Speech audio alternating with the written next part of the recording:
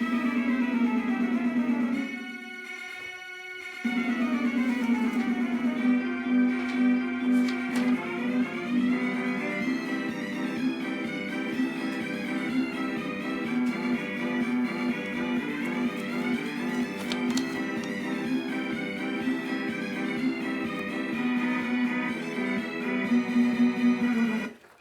and welcome back to the OKPA Fantasy Football Weekly Recap Show. I am your host, the financial specialist and self-proclaimed media officer, Andrew Redden, and I'm here to give a little recap of what happened in the OKPA Fantasy Football League last week. As stated on our inaugural show last week, you can expect this show weekly, every Tuesday now, here on YouTube. So make sure you like and subscribe. And don't forget to ring that bell so you never miss an episode. I did get some much appreciated feedback from the league this week. I'm glad most of you enjoy the show. For those of you that don't, you can go fuck yourselves. But I hope we can improve every week. Now let's jump right into it. Try to make this one as quick as possible. First section, matchups.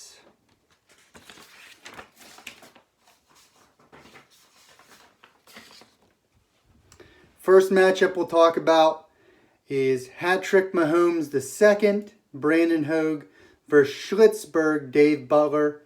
Brandon Hogue wins this one 164.88 to 151.44.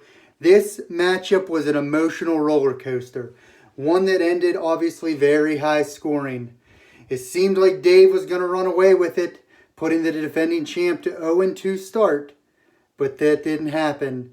Come late Sunday afternoon, Hogue was able to surge from behind and pick up his first victory of the season.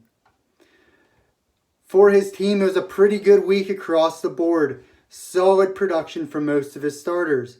His first-round QB, Pat Mahomes, made up for his mediocre, though his team manager would say he had a great start, but it was a mediocre start with a 31-plus point showing. Both running back slots came through this week, putting up almost 50 points combined. Jonathan Taylor, the rookie, looked great. However, you notice I haven't held up the matchup MVP sign just yet because it was the golden boot that impressed me in this one. That's right, the 10th round kicker Justin Tucker dropped a 16 bomb, making him the matchup MVP. And Hogue, you know what? Let me take a step back here. And since I gave you so much shit for keeping him in the 10th round, I would just like to apologize. Absolutely nobody. As for Schlitzberg, he built on what he started last week. Dave is now averaging just north of 146 points per week. A few key contributors for him this week include Mike Evans, who posted 7 catches for 104 and a touchdown. Deontay Johnson, 8 catches for 92 and a score. And welcome back, Miles Sanders. He had 130 total yards and a score. He's now the best Penn State running back currently active in the NFL. More on that later. Little foreshadow there. My takeaways from this matchup: I said last week we're going to have to wait and see about the 2-time, but his team definitely showed up this week. JT, Jonathan Taylor, definitely solidified himself as in the Colts offense. This should be a great fantasy asset going forward. James Conner, can you say the Undertaker rising from his casket? That's not the last Undertaker reference for this show. He rose from the dead and had a great week.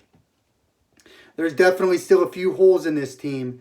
Mark Ingram, he benefited from one long touchdown run, and his wide receiver group are suspect.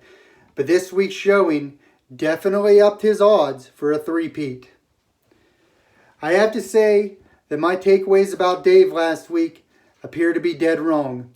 His team isn't sexy at all, in my opinion, and it's been consistent thus far. And we may be talking about a contender for the playoffs, if not potentially a championship if things continue. Let's jump to our next matchup. The Cookie Monster, Andrew Redden, obviously that's me, versus Team America, Michael Morgan. Michael beat the pants off of me, 175.34 to 105.08. There are several reasons why I fucking hate fantasy football, and a few of them were apparent this week. Michael easily could have put up 200 if his bigger name players showed up, but I'm sure he's not bitching about 175. Mostly because of the big numbers that Mike put up, but also because my team's a bunch of scrubs. This is this week's biggest blowout of the week. Not one, not two, but three 30-plus point scorers for Michael's team. Though Gesicki didn't really have much going on until late in the game, he still managed 8 catches for 130 and a touchdown, including a first down on every fucking catch. He had 8 catches. He had 8 first downs. Kyler Murray, QB1. He did everything he needed to do against the Washington Red team, including 2 rushing scores, leading to a 35-plus point day. But this matchup MVP goes to Kareem Hunt, a.k.a. Kareem, no touch in the first half and still scored 30. Hunt, who put me out of it early. You know, I thought that I had good juju from the fantasy gods because I avoided talking shit. I wanted to talk shit so bad in the first half when he didn't get a single touch. But they still shoved their gold-plated dildo straight up my keister and hecked me in the second half. He put up a 30-point day. As for my team, I really don't have much to say other than my guys that were supposed to play well, they simply aren't playing well. Mixon can't get anything going. While he did show some bright moments, it's pretty hard to run when you have 4 defenders on your cock in the backfield. Paris Campbell, a.k.a. the guy that I thought would assume the Keenan Allen role in Rivers' offense, he's out for the year probably. See ya. The other Colt that I had starting, Nyheim Hines, don't even fucking talk to me. Don't talk to me. I don't want to hear it. 1 touch for 4 fucking yards. My takeaways from this one, I'll say the same about Mike's team as I did Dave's team. They aren't sexy, but they're consistent and they put up solid numbers. He doesn't have much on the bench, which could bite him in the ass during bye weeks or if an injury were to occur. But in a 16-team league, that's pretty much everybody. As for my team, the Cookie Monster, a.k.a. the Scrubs, we have some work to do. We're currently monitoring the trade market, and we're going to need some moves to pan out in order to be relevant before it's too late. Jumping into the next matchup, TSB, lowercase e, Eric Muller versus Jalapeno A Spicy, Chad Zarat. A close matchup here, 119.26 to 116.3. Can someone explain to me how Muller's 2-0? He averages 119 points per week. I guess I shouldn't say much, though, because I wouldn't have beat either of these teams this week. For Muller, though, he didn't really have a lot going on. He had 3 players hit 20 this week, which is 2 more than Chad. Just to foreshadow what I'm about to say about Chad. Dave Montgomery showed that his preseason injury isn't going to linger. He put up a solid 26-point showing. Darren Waller, he may well be the best tight end in the NFL right now. He looked like a man amongst boys in this game. He had 12 grabs for 103 and a touchdown. That makes him this matchup MVP. Has a little extra on the card show there. As for Chad, outside of Hopkins, who was saved by a touchdown, he really didn't have that good of a day other than the touchdown. There really wasn't much there. Rodgers looked solid for a second straight week, which is good for the Green Bay Packers. But both he and Adams suffered from a result of game script. They're beating the shit out of the Lions. My takeaways, though, like I said, Muller shouldn't be a 2-0 team, but I'm still envious of him for being 2-0 considering I'm 0-2. Don't expect much from him there for the rest of the season. Maybe 3 to 4 more wins and possibly a wild card spot, depending if he can get a couple easy matchups like he has the first couple weeks here. Like I've been preaching pretty much all season long, Chad needs a lot of help at RB.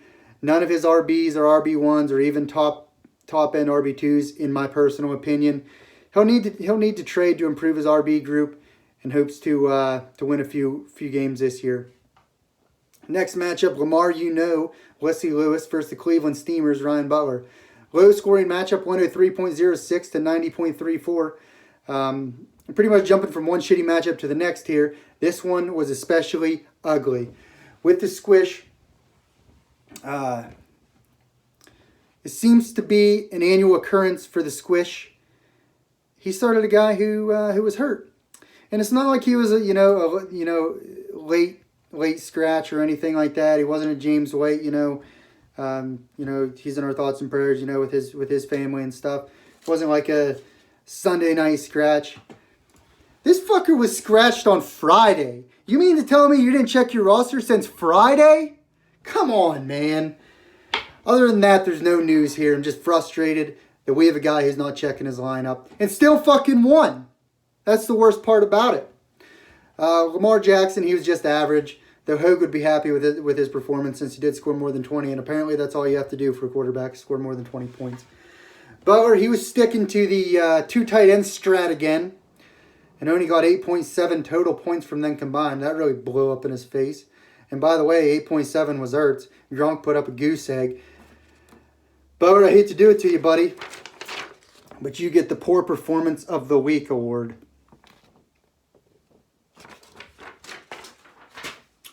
My takeaways from this... Oh, excuse me. Jumping ahead of myself here. I didn't hand out a matchup MVP, and there really wasn't much going on here. But DK Metcalf, he does continue to put up solid numbers and was the only non-QB to score more than 20 points in this matchup. So, for the first time ever, the matchup MVP is from the losing team. My takeaways for the squish, I take back what I said about him last week, averaging 140 this season. Matter of fact, if he continues to poorly manage his team and leave guys that are hurt in his roster, I don't know if he'll win very many more games. I'll be honest with you. He might miss the playoffs. I'll tell you right now, he might miss the playoffs. As for Butler, I'd recommend tanking for the rest of the season and try to get a good draft pick. But unfortunately, that's not how fantasy works. So buckle up, buddy. It's going to be a bumpy ride. 2 in the stink, Tim Hogue versus ACL Terry. Yeah, it's not ACL Terry. It's ACL Terry. That's Janda's new team name. Tim won 150.32 to 120.62. I can't believe I'm saying this, but 2 of the top 3 managers in league history are currently starting at 0-2 and are ranked 14th and 15th in this league. Matty Ice put a 14-point oh, excuse me, I was just choking there. 4 touchdown performance by Matty Ice. The 2 Tylers, Tyler Boyd and Tyler Lockett, they both punched one in to salvage the day and end up with 20 plus for each week. But this matchup MVP goes to Young Ho Koo with an impressive 17-point showing from the kicker slot. Well worth a 16th round pick that you spent on him, not a 10th round pick. Talk about a value getting that good of a kicker in the 16th. As for Janda, Saquon Barkley, I have nothing else to say. Just kidding. Although horrible to see for Barkley, Russ Wilson did put together a nice showing with just under a 40 bomb, including 5 touchdowns passing against the Patriots defense. Amari Cooper also had a decent showing, posting exactly 100 yards on 6 catches and put up 16 fantasy points. My takeaways from this one: it's hard for me to predict how Tim's season will shape up with a mediocre week 1, but a nice 150 plus point showing in week 2. Depending on how quickly he can get back, this team may end up being a top 2 or top 3 squad in the AFC. I think it goes without saying that Janda needs some outside help this season, or to turn this season around. Looking in the losing a first round pick is never easy, but losing one as good as Barkley is extra hard. Maybe time to start looking forward to 2021 there, Janda. Next matchup, Joe Buck Yourself, Bo Swales versus Rookies R Us, Cameron Ketchen. Ketchen wins his first win of his OKPA career, 168.5 to 140.96. Well, slap my ass and call me Sally. The rookie Ketchen had a day. Dak Prescott showing what resilience looks like, bringing his team back from a major early deficit with 3 touchdowns on the ground, 1 through the air, and 450 pass yards. That's good for 42.8 fantasy points. Alvin Kamara doing Kamara-like things with 170 plus total yards and 2 scores. That's good for just south of 44 fantasy points. But wait a second. What? Why wasn't Kamara the matchup MVP? Calling all you haters. Tyler Higbee, a 3-score day for just south of 30 fantasy points.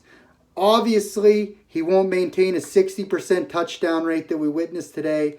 But for this week, soak it in, Ketchen. He's your matchup MVP. Swales turned around a bit from last week to put up a respectable showing. Nick Chubb really couldn't be stopped against Cincy. And Jordan Reed looking like the star we used to know him as. Benny Snell, though, it's a real disappointment this week. He actually posted negative fantasy points.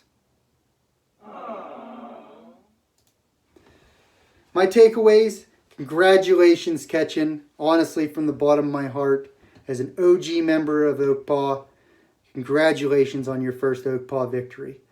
I really hope you celebrated it, though, because I don't expect very many more out of you this year. I already spoke of Higbee. He's not going to post 3 touchdowns a game, especially if he only catches 5 balls. But Dak?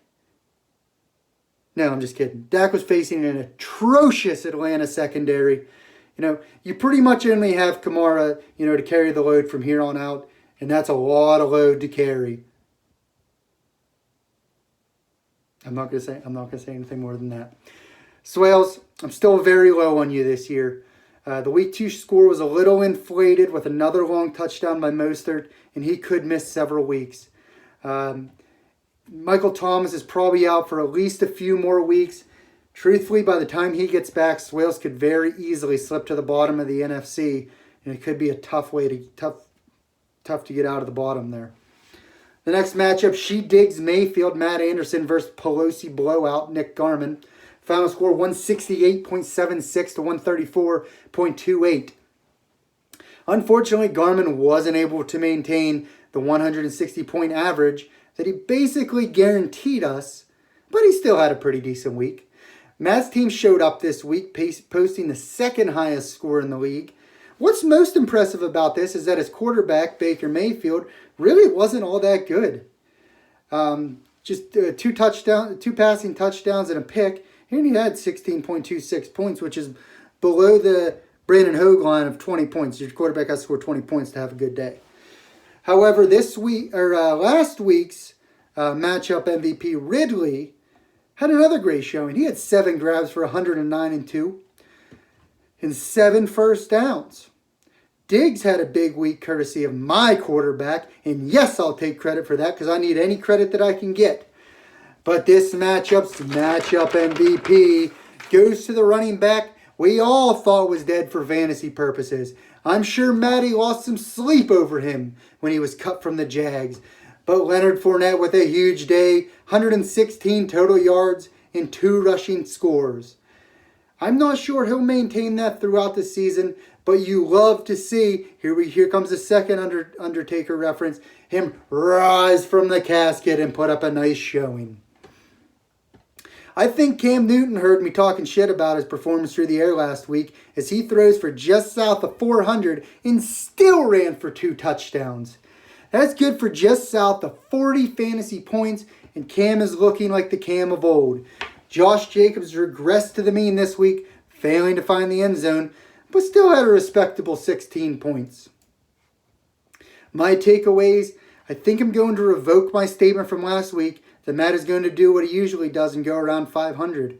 with Calvin Ridley looking like a top 5 wide receiver and Fournette potentially becoming a low RB1 or high RB2, he could make a run at 8.5 or an 8-5 record or even 9-4 this year. Although Garmin couldn't reach his 160 again this week, I still think he has a solid squad and could be a top team or the top team in the NFC if Cam continues to operate at a high level, but it's very hard to predict that he'll continue to put up multiple rushing touchdowns a game. The final matchup of this week, Raindrop Crop Top, Derek Morgan versus Schuster. I just met her. Nick Redden, 164.84 to 106. Ooh, battery's dying, but that's all right. We're going to keep running here. As much as it hurts me to say, both Reddens got their doors blown off this week. And unfortunately for the elder of the Reddens, that may be a theme for him for this foreseeable future. More on that to come. For Demo, he honestly didn't have a great showing across the board. There were a few shortcomings on his roster. Joe Burrow had a big fantasy day for his second career start. He posted just 27.54 fantasy points on the back of 316 yards and 3 touchdowns. Zeke started off the day slow. He fumbled a few times, but ended up salvaging the day with 120 total yards and a score. But the main reason why Demo had such a great week was due to Aaron Heckin Jones, this week's matchup MVP. He dropped a 50 bomb with 230 plus total yards. I can't even run 230 yards without getting tired, and 3 total touchdowns. It's hard to compete with a team when they have a player with that kind of production. Hell, that was about half of Nick's total. That was more than half of Nick's total score for the week. Well, Nick, I hope you enjoyed CMC for the short time that you had him. Although he did put up just south of 30 points before exiting the game, it's looking like he will be out for several weeks, and that makes Nick's outlook for the foreseeable future very cloudy. Odell made a few nice plays on Thursday night and took a shit on a few Cincy defenders. But not much else to speak of here. He does have a few options on his bench, but nothing can make up for the loss of McCaffrey. My takeaways from this one, like I said last week, Demo could very well be the top contender for the title this year. My first impressions of his team in the preseason were not that great, but from what I've seen in the first 2 weeks, he's going to be tough to beat. As for Nick, it goes without saying that he's in big trouble. His team wasn't the greatest with CMC and is near the bottom, if not the complete caboose of the league without him.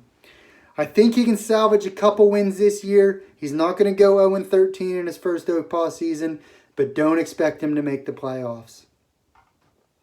So that's a wrap. I'll be back tomorrow with the projection show. I hope all of you enjoyed this edition of the OKPA Fantasy Football Weekly Recap Show. As noted at the beginning of the show, you can catch me here every Tuesday now over the course of the season. I'll see you all tomorrow.